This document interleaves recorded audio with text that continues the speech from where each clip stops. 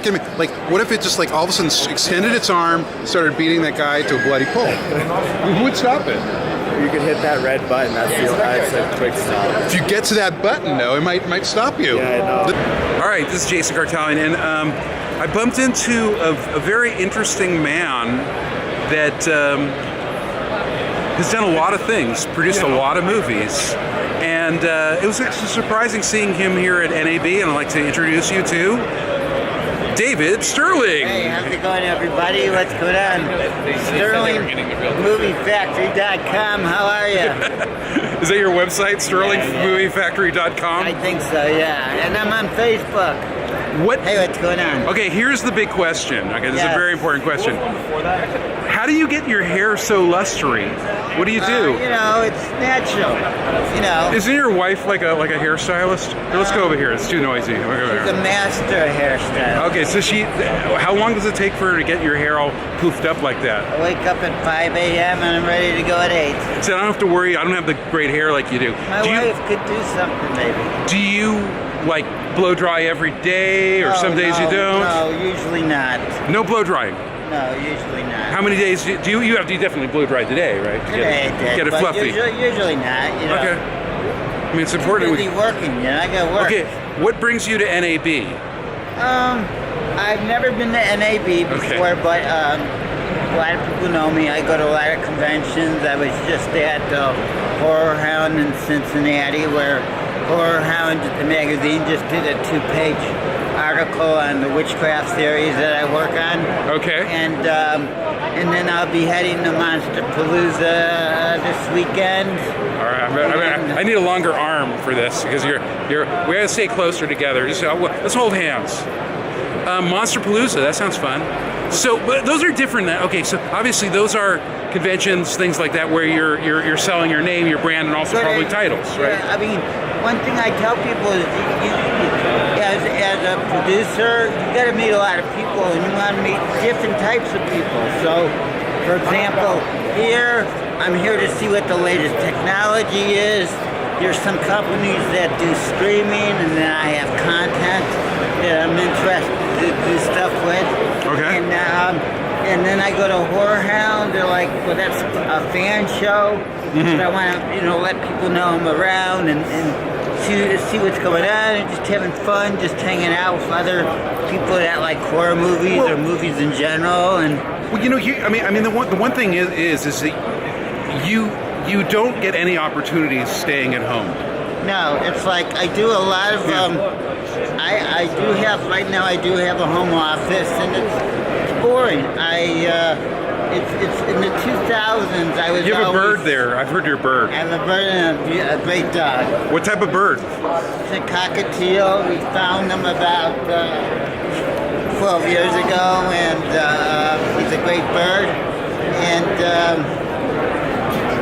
so, anyways, and in the 2000s, we were really busy because of DVDs, so we're making a lot of movies, and it was just a different business back then. So I was all over LA almost every day doing whatever, making a movie, meeting with companies, whatever. And the business has totally changed, and I'm trying to change with it. Content is king. I heard that about, a long time ago. I didn't know what that meant until now. And, so I'm trying to have my content that I've developed over the years and make it as branded and package it to my fans and Roku or Hulu or Netflix or wherever, But it's interesting though. I mean here, at NAB there's a lot of really, cutting edge technology. However, I really see that there's definitely a disconnect between the technology and the content. You'd see like really, really cool VR, like technology, you put on the headset and it's like just really bad production or terrible acting or just like stuff that's like, it's like amateurish production because they're not about the content, they're about pushing the technology. So I definitely think that there needs to be much more. connection between the content and the technology. Well, the problem is Because I think the content drives the technology. Well, the Great problem is, content but drives they, people. But they put all their money into technology, so when they go to make the content, they don't have like for example, if you're Universal, every shot's a beauty shot that they shoot because they're making content for now and they're making content that they could use later. Yeah. So it's building a library and that kind of stuff. But with VR though, you're dealing with something that the consumers haven't really fully embraced. And sometimes it takes like someone like let's say like satellite radio. I mean, obviously that's something that's kind of dying now, but they actually, what they did was they cultivated a lot of different personalities that had a base and a following, and they were able to build that technology with with Howard Stern or Catholic Talk or any type of niche that drove that new technology to have consumers get to. I'm a big fan of XM radio and I love it. Okay. And I have it in my car, but I see what and I think that's the best stuff, that if you like music or talk or whatever, it's all there. But their problem now is they got to get rid of the satellites and everything has to be on their apps. Because those satellites cost a lot of money, but if everything's an app, that's going to bring their cost, and they actually are making money. They do make money, that company. Well, I heard that you have a satellite streaming of David Sterling films, but you don't use satellites, you just use space junk. Yeah, exactly. Well, whatever you do for love. Dude, if it works, man, you gotta beam whatever you gotta beam, man. I'm interested in Go into the central hall. Where's the central hall? Is that over here? I think global conference room. I want to go central. I think is this central? I think we're here. Yeah, pretty sure. No, upper south. No, central's that way. Did you drive here or fly? I drove. Do you want me to drive you back? No, I drove too. We can drive together. We can drive as like a convoy. Great. Low budget filmmaker convoy. Great. Now, will I be able to watch this in 4K if I had a 4K? I'm shooting on HD because it's easier to upload onto YouTube. It's easier. So what's next? Hold on. Stop it. What's next for David Sterling? Tell me. Let's go to Black Magic. Black Magic's back there. Do you want to see it? We'll go back to Black Magic. Okay. I want to see You want to see that camera? Yeah, actually, I do. It's a $1,300 4K camera. I have like 4 stops left. What are your 4 stops? Just a couple companies, but I wanted to see the Black Magic because I am doing movies.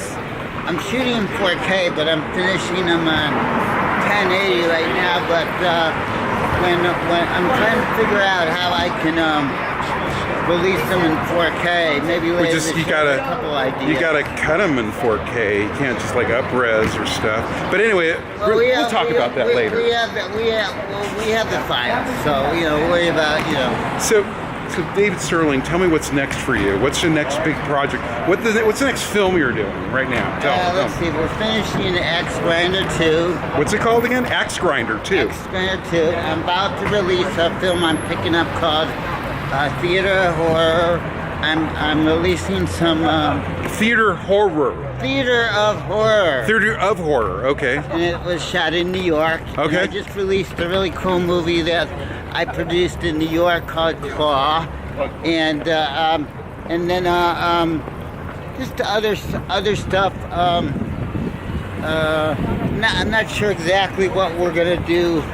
There might be a Ouija board movie on the table. There's a couple other things that we're working on. I make between 5 and 10 movies a year. So and here's the thing: he doesn't do it for money. He does it for love.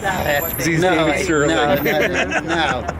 No. Why do it for fun? I want to do it for money. So sometimes you make a movie and it takes a while to make your money back, or it's always. I mean, a lot of this stuff is like really, really low budget. So there is this cult audience that likes this kind of stuff. There's people that like low budget films. Yeah. There's definitely a group of people. Hey, if you got 350 million people in the U.S. and only 0.5% likes it, that's a big audience for low end kind of stuff.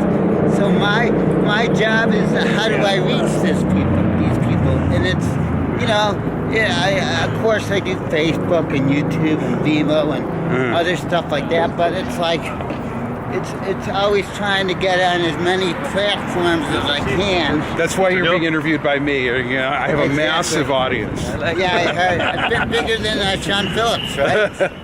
Well, no, he's a star. All right. Anyway, well, we're signing out now. Say goodbye to. I'm not done. I No. Stuff from my first film and. No. We're done. Oh, okay. All right. So check me out on Facebook and YouTube. Here, grab the camera. I'll pull my pants. Go ahead. Check me out on Facebook and YouTube and MovieFactory.com and Vimeo and YouTube and just anywhere and everywhere. We're universal. Okay, and please check me out too, because I need all the exposure because I have very low self-esteem. Thank you guys. So we're going to go ahead and go back in there and take a look at the Black Magic booth. You're definitely going to see more Black Magic stuff because I shot that new 4K camera. So look at some of my other videos. You'll see some interesting stuff.